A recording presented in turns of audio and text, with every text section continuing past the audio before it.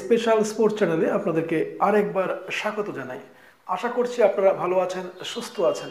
তো আজকে কি বিষয় নিয়ে আলোচনা করব এতক্ষণে তো আপনারা থাম্বনেল দেখে নিশ্চয়ই বুঝে গেছেন। সুতরাং সেই বিষয়ে আর কথা বলে সময় নষ্ট করতে চাই না। শুধুমাত্র এতটুকু বলবো, এখনও পর্যন্ত যারা চ্যানেলটি সাবস্ক্রাইব করে দিয়েছেন তাদের প্রত্যেককে অজস্র অজস্র ধন্যবাদ জানাই, এবং যারা এখনও সাবস্ক্রাইব করেননি এবং যারা আজকে নতুন দেখছেন, প্লিজ চ্যানেলটি সাবস্ক্রাইব করুন। Please support me, please subscribe my channel. গতকাল ছিল ভারতীয় ফুটবলের সেরা ম্যাচ, অর্থাৎ ডার্বি ম্যাচ। মুখোমুখি হয়েছিল একদিকে এটিকে মোহনবাগান ও এসসি ইস্টবেঙ্গল। তো খেলার রেজাল্ট কী হলো সেটা তো আপনারা সকলেই জানেন যে এটিকে মোহনবাগান 2-0 গোলে কিন্তু এসসি ইস্টবেঙ্গলকে পরাজিত করেছে। এটিকে মোহনবাগানের হয়ে গোল করেন রয় কৃষ্ণা এবং মনবীর সিং। তো প্রশ্ন হলো যে এটিকে মোহনবাগানের সঙ্গে এসসি ইস্টবেঙ্গল 2-0 গোলে পরাজিত হওয়ার মতো কি খেলেছিল, না সত্যি সত্যি এটিকে মোহনবাগান প্রাধান্য রেখে জিতে গেছে? তো আমরা যদি এই খেলার অ্যানালাইজ করি, আমি যতটুকু খেলা দেখেছি সেখান থেকে বলতে পারি কিন্তু প্রথমার্ধে কিন্তু এসসি ইস্টবেঙ্গল তুলনামূলকভাবে এটিকে মোহনবাগানের থেকে বল পজিশন বলুন, খেলার ধরন বলুন, অনেক ভালো খেলেছিল। কিন্তু দ্বিতীয়ার্ধে কিন্তু এটিকে মোহনবাগানের কাছে বলতে গেলে এসসি ইস্টবেঙ্গল দাঁড়াতে পারেনি।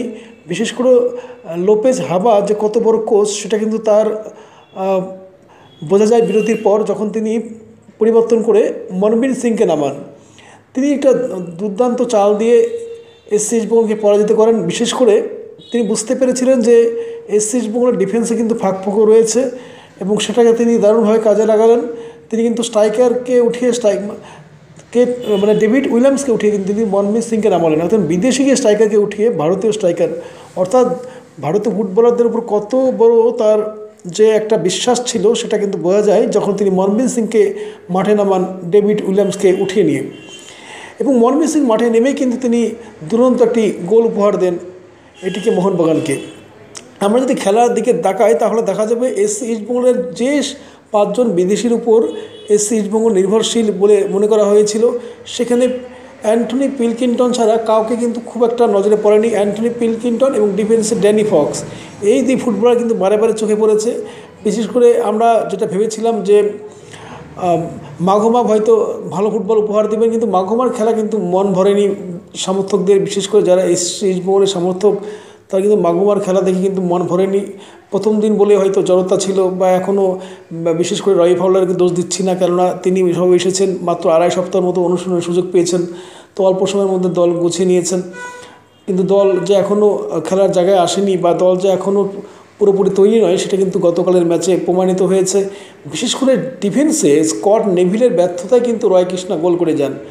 রয় কৃষ্ণার মতো তারকা স্ট্রাইকার দলে থাকাটা যে কতটা ফ্যাক্টর হতে পারে সেটা কিন্তু আমি গতকালই আপনাদের বলেছিলাম যে রবি ফাউলারের হাতে কিন্তু রয় কৃষ্ণার মতো কোনো তারকা বিদেশি স্ট্রাইকার নেই। সেটা কিন্তু আজকের ম্যাচে দেখা যেতে পারে যে তিনি কিন্তু খেলার পার্থক্য গড়ে দিতে পারেন, এবং সেটাই কিন্তু হয়েছে। রয় কৃষ্ণা যে কেমন স্ট্রাইকার সেটা তো আমরা কেরালা ব্লাস্টার ম্যাচে দেখেছি, সেখানেও তিনি একটা দুরন্ত গোল উপহার দিয়ে কিন্তু এটিকে জন্য 3 পয়েন্ট এনেছিলেন। আজকে গতকালের ম্যাচেও দেখা গেল যে রয় কৃষ্ণা দুরন্ত একটি মাত্র সুযোগ পেয়েছেন এবং একটিতেই গোল করেছেন। ভাবা যায়নি।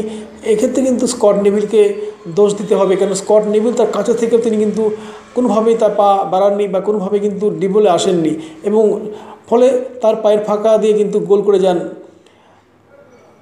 এটিকে মোহনবাগানের প্রাণভোমরা রয় কৃষ্ণা।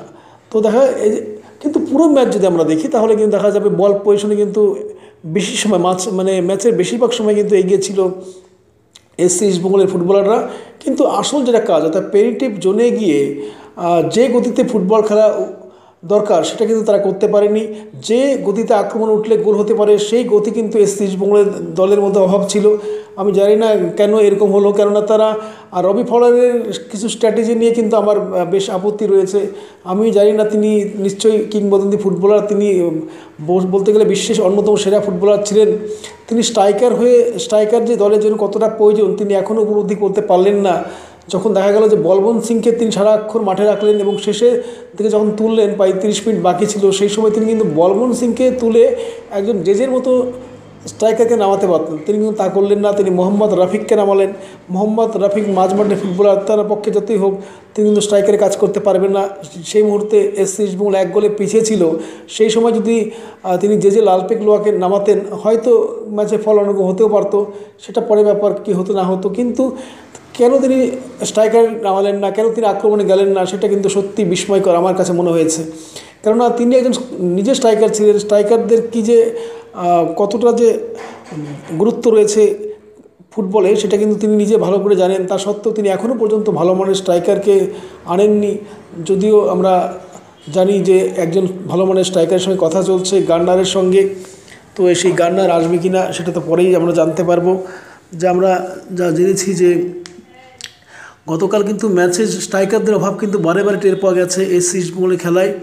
তো আমরা দেখেছি যে গতকাল যেখানে এটিকে মোহনবাগানের হাতে ভারতীয় স্ট্রাইকার যেমন ছিলেন, তেমনি কিন্তু বিদেশি স্ট্রাইকার রয় কৃষ্ণের মতো তারকা স্ট্রাইকার ছিলেন। অর্থাৎ রয় কৃষ্ণের মতো তারকা স্ট্রাইকার যে দলে রয়েছে তিনি যে কোনো মুহূর্তে ম্যাচের রং পাল্টে দেবেন, সেটা কিন্তু গতকাল একটা সুযোগে তিনি করে দেখিয়েছেন।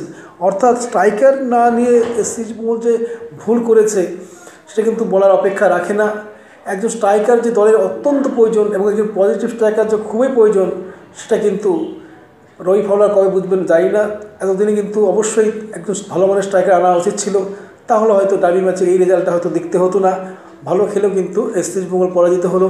বিশেষ করে আমার মনে হয় গতকালের ম্যাচে অ্যান্থনি পিলকিংটন যে ধরনের ফুটবল উপহার দিয়েছেন সেটা সত্যি ভালো লেগেছে। তিনি যেভাবে আক্রমণে গেছেন, যেভাবে তার একটা শট অল্পের জন্য গোল মিস করলো, সেটা কিন্তু সত্যি অল্প মানে লাক খারাপ না থাকলে সেই গোলটা কিন্তু হতেই পারতো। আর অরিন্দম ভট্টাচার্য যেভাবে ঝাঁপিয়ে বলটাকে রুখলেন সত্যি প্রশংসনীয়। সব মিলে প্রথম ম্যাচ হিসাবে বলতে পারি যে হ্যাঁ এসসি ইস্টবেঙ্গল ভালো খেলেছে। নো ডাউট তারা 2 গোলে পরাজিত হয়েছে, কিন্তু খেলা দেখে মনে হয়েছে যে আর একটু সময় দেওয়া দরকার রবি ফাউলারকে। এবং আমার মনে হয় খুব দ্রুত একজন ভালো মানের পজিটিভ স্ট্রাইকার আনা দরকার, নইলে কিন্তু আইএসএলে এসসি ইস্টবেঙ্গলের পক্ষে গোল করা কিন্তু সমস্যা হতে পারে। অ্যান্থনি পিলকিংটন বা মাঘুমার মতো হয়তো এরা উইঙ্গারে খেলেন, কিন্তু তারা কিন্তু স্ট্রাইকার না। পুরো স্ট্রাইকারের যে কাজ সেটা কিন্তু ইস্টবেঙ্গলে দেখা যাচ্ছে না। আর বিশেষ করে ডিফেন্সিভ ফুটবল খেলে কিন্তু বেশি দূর এগোনো যাবে না, কারণ রবি ফাউলার কিন্তু খুব একটা আক্রমণে উঠছিলেন না। গতকালের যে স্ট্র্যাটেজি দেখলাম, তিনি কিন্তু যখন পিছিয়ে ছিলেন সেই সময় যে আক্রমণের ঝাঁজ বাড়ানো দরকার সেটা তিনি করেননি। এই ব্যাপারটা কিছুটা দৃষ্টিকটু মনে হয়েছে আমার। যাই হোক, সেটা আপনারা বুঝবেন কেমন হলো খেলা। তবে যাই হোক, ইস্টবেঙ্গল ভালো খেলেছে বলতেই পারি, যদিও পরাজিত হয়েছে, কিন্তু খেলা থেকে কিন্তু মোটামুটি মনে হয়েছে যে তাদের প্র্যাকটিসের কিছু অভাব রয়েছে। মোহামেডান স্পোর্টিংয়ের খবর নিয়ে, কলকাতার 2 প্রধান যখন আইএসএলে খেলা ব্যস্ত, সেই সময় কলকাতার অপর প্রধান মোহামেডান স্পোর্টিং কিন্তু তারা কিন্তু অনুসরণে মত্ত রয়েছে। সামনে কিন্তু শুরু হচ্ছে আই লিগ। তো আই লিগে ভালো ফল করার জন্য মোহামেডানের ফুটবলার কিন্তু খুবই উদ্গ্রীব হয়ে রয়েছেন। তারা কিন্তু চেষ্টা করছেন ভালো অনুশীলনের মধ্য দিয়ে, ভালো প্র্যাকটিস ম্যাচের মধ্য দিয়ে আগামী আই লিগে দুর্দান্ত পারফরমেন্স করে আই লিগ চ্যাম্পিয়ন হওয়া। এবং এক্ষেত্রে মোহামেডানের ফুটবলাররা কিন্তু বেশ একতা দেখাচ্ছেন এবং তাদের ফুটবলাররা যে কতটা মুখে রয়েছেন আই লিগের মাঠে নামার জন্য, সেটা কিন্তু প্র্যাকটিস খেলাগুলোতে আমরা দেখতে পেয়েছি। এবং আমরা জানতে পেরেছি যে মোহামেডান স্পোর্টিং ক্লাব এবছর যে ধরনের টিম তৈরি করেছে এবং তারা যে আই লিগ জিততে চায়, সেটা কিন্তু তাদের মুখের ভাষা থেকে পরিষ্কার। তাদের বডি ল্যাঙ্গুয়েজই বলে দিচ্ছে যে তাদের মুখের ভাষা কী। তাদের বডি ল্যাঙ্গুয়েজ দিয়ে কিন্তু পরিষ্কার হয়ে গেছে তারা এই বছর আই লিগ চ্যাম্পিয়ন হওয়ার জন্য বদ্ধপরিকর। এবং তারা কিন্তু খুব শীঘ্রই 2টি প্র্যাকটিস ম্যাচ খেলতে চলেছে। এখনও নাম না কাদের সঙ্গে খেলছে সেই বিষয়ে না জানা গেলেও এতটুকু নিশ্চিত যে তারা কিন্তু খুব শীঘ্রই প্র্যাকটিস ম্যাচ খেলছে এবং আগামী দিনে আই লিগ চ্যাম্পিয়ন হওয়ার জন্য তারা যে বদ্ধপরিকর সেটা কিন্তু ভেসেও বেরোচ্ছে তাদের বডি ল্যাঙ্গুয়েজে।